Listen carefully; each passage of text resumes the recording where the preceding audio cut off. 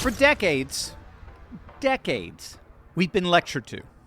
We've been patronized by European leaders, by globalist think tanks, by legacy media anchors that America needs Europe far more than Europe needs America, that we actually owe them our protection, that the future of NATO is sacred, that the transatlantic alliance must never, ever be questioned, despite European nations repeatedly skimping on their funding. And Donald Trump, for the second time in his presidency, just looked at all of that and simply said two words: no more. And the results?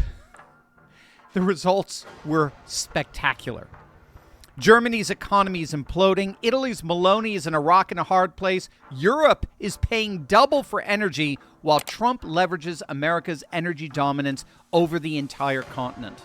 And the nationalist wave that Trump has been quietly nurturing across Europe is closer to power than it's ever been.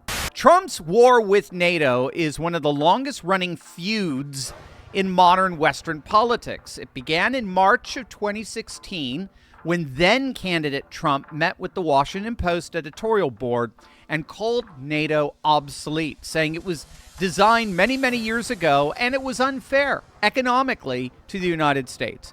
And despite winning the presidency, the pressure campaign never really stopped.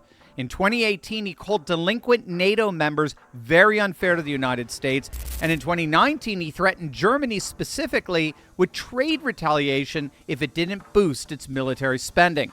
And at Davos in January of 2025, just days after his second inauguration, he escalated dramatically, demanding NATO members double their target spending from 2% of GDP to 5%. On May 1st, the Pentagon formally announced the withdrawal of 5,000 U.S. troops from Germany to be completed over the next 6 to 12 months. But Trump immediately signaled it's not stopping there. He's pointing to both Italy and Spain as the next to face massive troop cuts, calling Spain in particular under the socialist far-left Sanchez administration. If you're wondering what's going on with Italy's Giorgia Meloni, why she's distancing herself from Trump, you do have to understand the politics in Italy. Trump's favorability in Italy is very, very low. I mean, we're talking like 12%. It really can't get much lower than that. And by the way, that's par for the course for most of the European continent. And here's the strategic genius that almost nobody in the legacy media is willing to admit. Trump's pressure on NATO doesn't just hurt the European establishment, it empowers its populist replacement. Trump just proved them right in front of the entire continent. And the European establishment is hanging on, but barely, by a thread.